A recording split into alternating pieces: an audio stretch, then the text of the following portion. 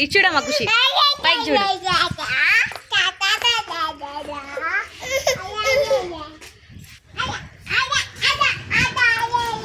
Hi friends, అందరు ఎలా ఉన్నారు? అందరూ బాగుండాలి, అందులో నేను ఉండాలి. కేవులు పట్టుకోరు.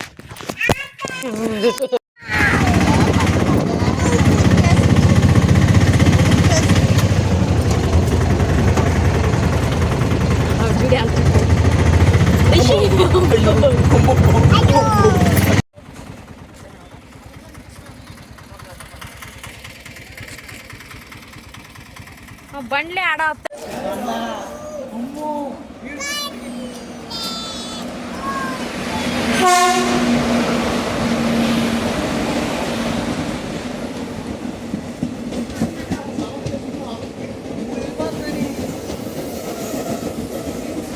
నా లైఫ్లో నేను మర్చిపోలేని రోజు అంటే ఇది. మా అమ్మ, మా అన్న, నేను, మా ఆయన, మా పిల్లలు అందరూ కలిసి తిరుపతి వెళ్ళడం. ఇదైతే నేను లైఫ్లో అయితే మర్చిపోలేను.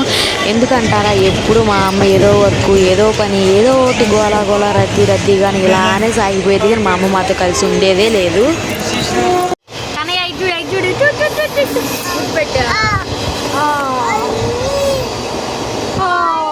కన్నయ్య ముద్దు పెట్టయ్యా.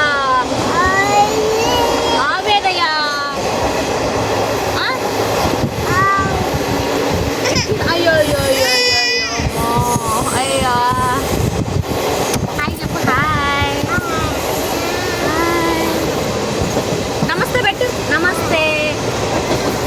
వద్దులే మాట, ఇట్లా నేను ఉంటాను. ఎక్కడికి వెళ్తున్నాం మనం?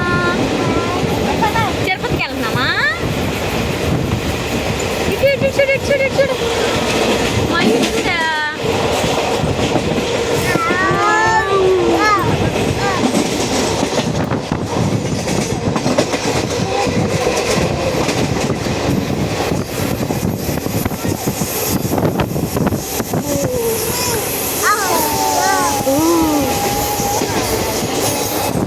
అసలు మా పిల్లలు కూడా ఈరోజు అయితే చాలా అంటే చాలా సంతోషంగా ఉన్నారు. వాళ్ళ మేనమామతో ఆడతా అసలు మా రిషిగోడు కానీ మా ఖుషి ఈ లీవ్లో అసలు ఈ నెల రోజులు కూడా మేము ఎంజాయ్ చేసింది లేదు. మా అమ్మ దగ్గరికి వెళ్ళి ఒక 10 రోజులు ఉన్నది కూడా లేదు. ప్రతి ఒక్క లీవ్లో కూడా వాళ్ళ దగ్గరికి వెళ్తాను, వాళ్ళ దగ్గరే ఉంటాను. ఈ లీవ్లో అసలు వాళ్ళ దగ్గర ఉన్నదే లేదు. ఒక్కరోజు వెళ్ళాను, ఆ నైట్ ఉన్నాను, పొద్దున్నే కల్లా తిరిగి వచ్చేసాను. ఇలా వెళ్ళడం అయితే చాలా అంటే చాలా బాగా నచ్చింది.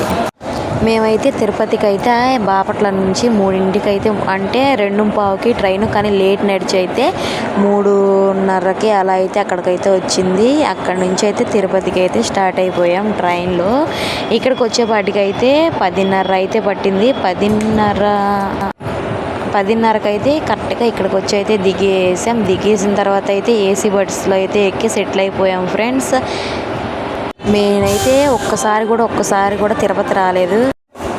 ఎప్పుడెప్పుడో అంటే మా చిన్నప్పుడు మాకు ఊహ తెలియని టైంలో అయితే మా రిలేటివ్స్ అయితే తీసుకొచ్చారంట. మా అమ్మ చెప్తా ఉండేది. ఇప్పుడు దాకా మా నాన్న అయితే మమ్మల్ని అయితే ఇది అది అని ఎప్పుడు చూపించలేదు కూడా. తర్వాత నా పెళ్ళి అయిన తర్వాత నా ఖుషి కోసం పుట్టింటికి అయితే ఇక్కడికైతే వచ్చేసాము ఫ్రెండ్స్. ఏసీ బస్సులో ఎక్కామనే కానీ మా ఖుషికి అయితే ఫుల్ వామిటింగ్ అవుతూనే ఉంది. ఎక్కడికి వెళ్ళినా కానీ మా పిల్లకైతే సెట్ అవ్వదు. దానికి సెట్ అవ్వాలంటే 2-3 రోజులు అక్కడ ఉంటే కానీ దానికి సెట్ అవ్వదు. కొండ ఎక్కేటప్పుడు అందరికీ కళ్ళు తిరిగినట్టుగా ఉంటాయి అంట. మా ఖుషికి కొండ సగంలోనే అసలు ఏసీ బస్సులో ఎక్కిన ఒక స్టార్ట్ అయ్యి ఒక 10 నిమిషాలకే అసలు చూశారు కదా, అసలు బస్సులో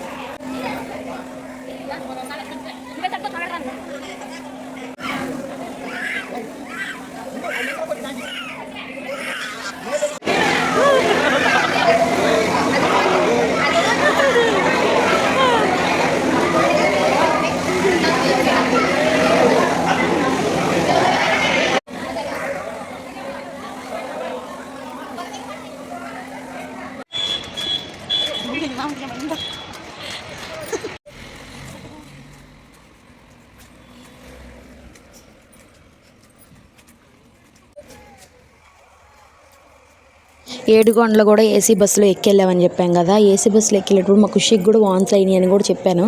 అయితే అసలు ఖుషికే కాదు మాకు కూడా అసలు ఒళ్ళంతా తేములేసి వాంతి వచ్చేసినట్టు ఆ మలుపులు తిరిగేటప్పుడు చాలా అంటే చాలా భయం వేసింది. ఇంకో భయం ఏంటంటే అదే అక్కడ ఒక పులులు అవి ఎక్కువ ఉంటాయి అంటారు కదా. ఏమోనమ్మో సడన్గా వచ్చి బస్సు మీద పడిపోతాయేమో అది ఒక టెన్షన్. చూస్తూనే ఉన్నాను, అటు ఇటు చూస్తూనే ఉన్నాను. ఎట్టకేలకైతే 7 కొండల్లో ఇక బస్సులో అయితే వెళ్ళిపోయాం. 7 కొండలు ఎక్కేసి పైకి వెళ్ళిపోయిన తర్వాత ఇక్కడ ఉండయ్యా అని ఎత్తుక్కుంటే రూమ్స్ అయితే లేనే లేవు. మళ్ళీ పొద్దున్నే 4 దాకా రూమ్స్ అయితే ఎవరన్నారు అని హాల్ ఉండిద్ది. ఆ హాల్లో అయితే నిద్రపోయాము. నిద్రపోయి 3:30కి అలా అయితే లేచి కూర్చున్నాము. కూర్చున్న తర్వాత అయితే హస్బెండ్ అయితే రూమ్ కోసం అయితే రూమ్ టికెట్ల కోసం అయితే వెళ్ళాడు. రూమ్ అయితే దొరికింది. రూమ్ దొరికిన తర్వాత ఇంకైతే తలనీలాలు అయితే ఇవ్వడానికి అయితే వెళ్ళాము. అయితే చాలా అంటే చాలా ఏడ్చింది ఖుషి. తలనీలాలు ఇవ్వనంటే భయపడుతుంది, టెన్షన్ పడుతుంది. మా అన్న ఎలాగోలా అయితే కూర్చోబెట్టుకుని అయితే వెంట్రుకలు అయితే తీపిచ్చేసాడు. ఫ్రీగానే తీస్తారంట అక్కడ, ఉచితంగానే. చేపిచ్చేసిన తర్వాత చూశారు కదా మా వాళ్ళ ఫేస్లు ఎలా ఉన్నాయో, ఎంత దీనిగా ఉన్నాయో, దరిద్రంగా ఉన్నాయో మంచిగా ఉన్నాయో చెప్పేసేయండి కామెంట్లో. మా అమ్మ, మా ఆయన, ఖుషి, మా మామయ్య, అలాగే మా అన్నయ్య వీళ్ళందరూ అయితే గుండు చేయించుకున్నారు. రిషికోడికి అయితే గుండె అయితే చేపిలేదు, వాడికైతే 2వ సంవత్సరం కాబట్టి. నేనైతే 3 కత్తిర్లు అయితే ఇచ్చేసాను ఫ్రెండ్స్. రూమ్ ఎత్తుక్కోవటం ఇంకో టాస్క్ అయింది. గుండ్లు చేయించుకున్న తర్వాత అప్పుడు నడుస్తా వెళ్తున్నాం కదా, నేను బాగా నవ్వుతున్నాను. అది పైకి ఇలా ఉంది, పైకి మెట్లు ఎలా ఎక్కేలా అలా ఉంది. పాపం నాకైతే బాగా విపరీతంగా రొప్పు కూడా వచ్చేసింది. మా ఖుషి అయితే మా ఊళ్ళు టార్చర్ చూపించలేదు, పిచ్చి బేవచ్చమైన టార్చర్ చూపించింది. సంకలో ఎక్కింది, కింద దిగనంటుంది. వీళ్ళందరూ చూస్తున్నారు కదా, వీళ్ళైతే కాలినడకన వెళ్ళేవాళ్ళంట. తిరుపతి వెళ్ళి చాలా చాలా గుళ్ళు చూడాలి, అన్నీ చూడాలి అని అనుకున్నాను. కానీ ఒక్కటంటే ఒక్కడు కూడా చూపించకుండా తీసుకొచ్చాడు. ఈయనంత దుర్మార్గుడు అసలు ఎవ్వరు ఉండరు. ఎవరైనా కానీ భార్యకి అన్నీ చూపించాలని అనుకుంటారు, కానీ ఈయనంత దుర్మార్గుడే ఉండడు. ఏది చూపించకుండా తీసుకొచ్చాడు. ఈయనతో పాటు మళ్ళీ మా అన్నయ్య కూడా ఇంటికాడ కోళ్ళు ఉండి అయ్యి ఉండి అని లాక్కొచ్చేసాడు అక్కడి నుంచి. అసలు వ్యూ ఏంటంటే కింద దిగొచ్చేటప్పుడు అసలు ఎంత బాగుందంటే అంత బాగుంది. అసలు తిరుపతి లైటింగ్స్తో వెలిగిపోతుంది. ఇంకా తిరుపతి ఎప్పుడు వెళ్తాము అని అంటే మా రిషికోడికి గుండు చేయించేటప్పుడు, మా రిషికోడికి పుట్టెంటికి ఇచ్చేటప్పుడు వెళ్తామేమో. చెప్పాను కదా తిరుపతి లైటింగ్ తెలియపోతుంది. చూడండి అసలు ఎలా వెలిగిపోతుందో. ఇక్కడ నుంచి అయితే చాలా అంటే చాలా చిన్నగా కనపడుతుంది. ఈ వీడియో అంతా మేమైతే కింద దిగి వచ్చేసిన తర్వాత కిందకి దిగి వచ్చేసేస్తున్నాము.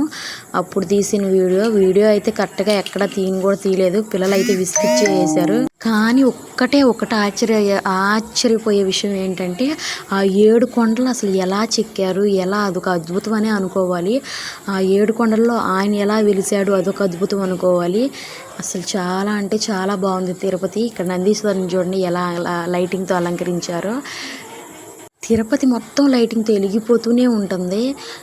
ఒకటి చెప్పన, రూమ్ వచ్చి 50 రూపాయలే. నిజంగా చెప్పాలంటే రూమ్ కూడా చాలా నీట్గా క్లీన్గా చాలా అంటే చాలా బాగుంది.